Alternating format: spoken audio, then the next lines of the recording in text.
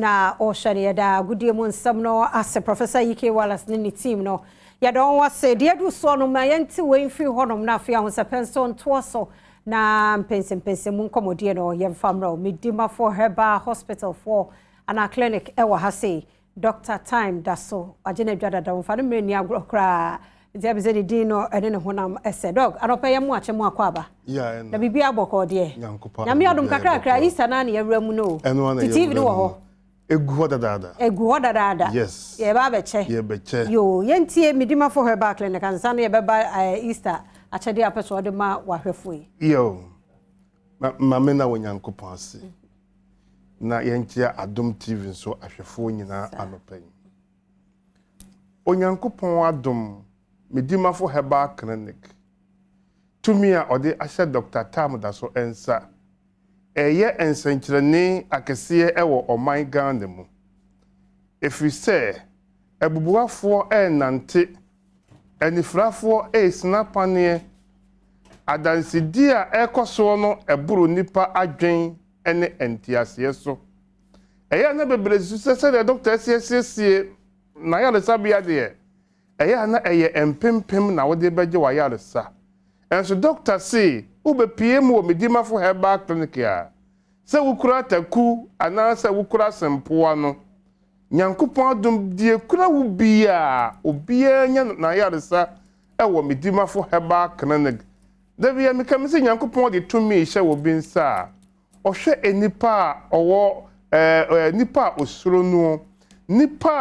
nipa yale hu hia ni chensika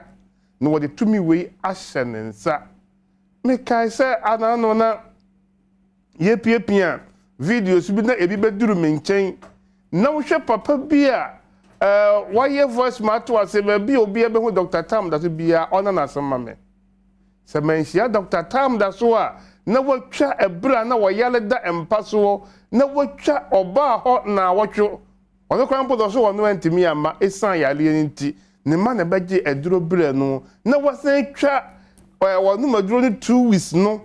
ene how awo si nanti a timi se animonyam ka nyankopon se odi tumi we ahye Dr. Tam da so nsa Dr. Taka na asem bi se obi a ohwe mi bia me hia wo gidie se me gidi se me ko Tam da so a me ho beto me mfa wo gidie nyehwe the doctor here free winchen ye wanamontuo se ene anopay wo betu anamon aba be pm ewo kumase ebu akwa agogo na Dr. Tam da so the time ato wo yale so ginipa wawuo anase yesie no sa ni paper na oni akonya wo Medimafo Herbal Clinic se wunwi na yensie na yale nko na hawo yale na tete wodia ube PM wo kumase ebu akwa agogo a nyankopon Adom ti ubenya wa yaresa ewo ho efise ho ene bia yemfa poma ma ho ensanso emfa nko efie biem yentena hwibu ma Medimafo emfa hwi ne enko efie biem doctor se obu akonta besa bosome miensa pempo na ye kase ye hwemre wafo nkokorafo a atopoma aguo wona wote hwi mu a wasore anante Mikaya last 2 weeks. Maybe frame or frame de yanteshwe. Dr. Besho Beshe. Mena yaswa meno. Namsi denti na yaswa wo. What say? Ye taxi driver wo Atonsu station. Ye driver ba ko ayale be bosume miensanie. Ye se open to kwanti eduabo efise wa honhono ne nase nyina honhono nanim nyina so ahonhono saa ena obi agya na life amano yesi eyeduabo ena me ba me de minim dwuma a wutimi die ena me ba me de ne ba Medimafo ena ye 2 weeks per anopa ye wo ho a driver ni na obi a twan ni wuo no wa address ya oba adwuma obeduru ho pe ena driver sin na eboje so efre me se memra me ba ya ya so me se mena menim baabi a eduru ewo Medimafo Herbal Clinic no ye kan ebi a wotifi a obefo na tra ba wo de fa wo yale ye bra doctor say wo de bra na be so be hwe nansape na wo be hu se nyankopon de tumi kese ashe Dr. Tam da so ensa anano Dr. ye adansini onyankopɔ ye adanse se obi a na wofo se ya wo no mfinhia aduanan a nani hunu ade da nani aba beti ewo Medimafo Herbal Clinic be piem wo Kumase ebua kwa agogo na doctor ohye ebre eto yale so no doctor we ohye nansa ohye enenan a nenan ohye nonum ne bre empa ho ena na yalefo ato ne edin se Dr. Tam da so ye ni clinic bi wo ba bi agi se Kumase ebua kwa agogo na me kan bibi se oyare na obekọ ba bi eben wo na wasai wo bre wada agye akwakoda ho na enso enkosi agade sa wo fa aka ba Kumase ebua kwa agogo na Dr. the Tam to so emfa so wo so echensa wo bekọ ba bi a eben wo enti be piem ewo Kumase na wo ba Dr. de ebre ebeto wo yare no so amam obisi misisi mechika se mikotodwe mikoda mentumi na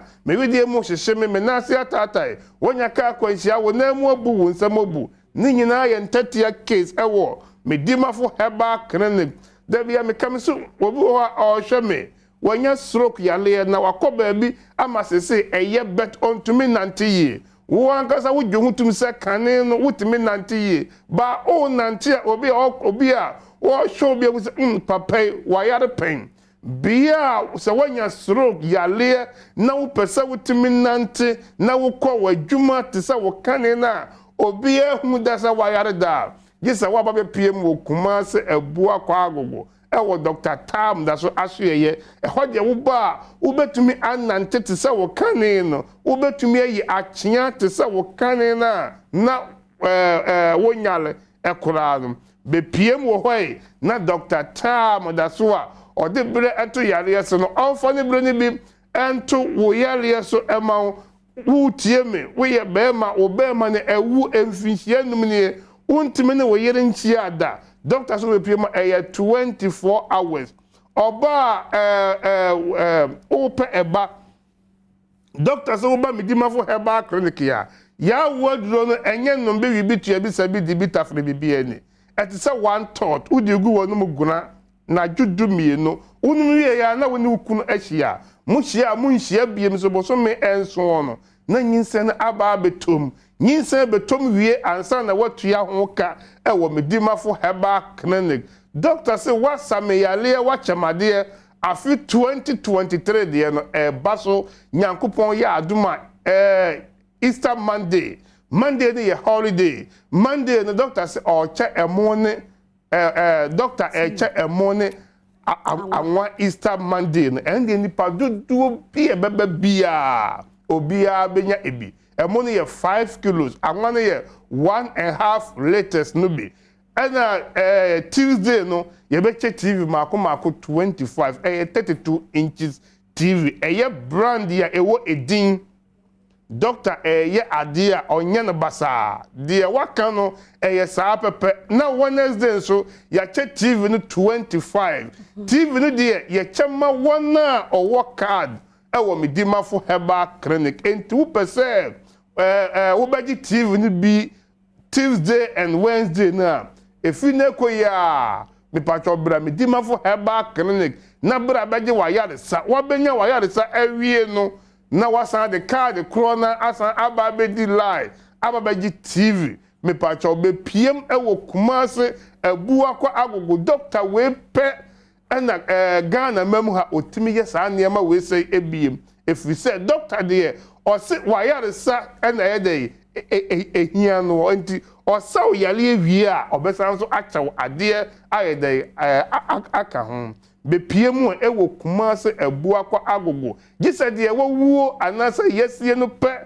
na doctor on tumi nyane no na se unhui na yensie na yale na ehawo yale na etetiwo me paacha ube piemu a doctor de ebre eto yalefo yale so doctor akasem doctor achire ama obi ehun say afedie ensemo ye kan say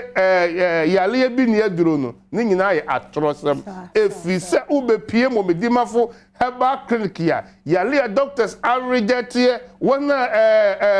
yesu we die na nsakrampo ento no ubepie mo Medimafo Herbal Clinic ya nyankopon adom ti inshallah yale ni beko na wanya wofo ahodie wo Medimafo Herbal Clinic enti bepie mo kumase abua kwa agogo Dr. Tam da so ena wo show nansa nenan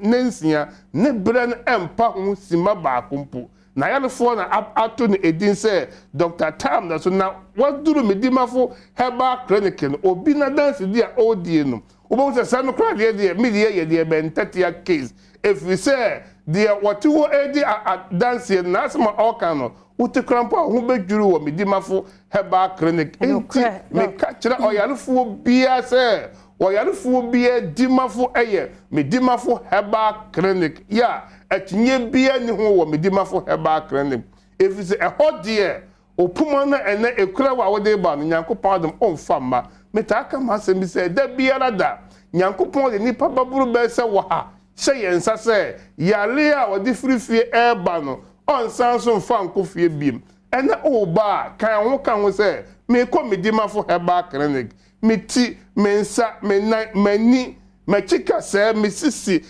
nkwa the doctor say wachia obetere obo ha ofri ni fie ba no na wachia ba onfri Medimafo enkoduru fie no na watene ye de doctor number no na ewo screen no ase no na ne wafre no ntempa so na atonsu owo kumase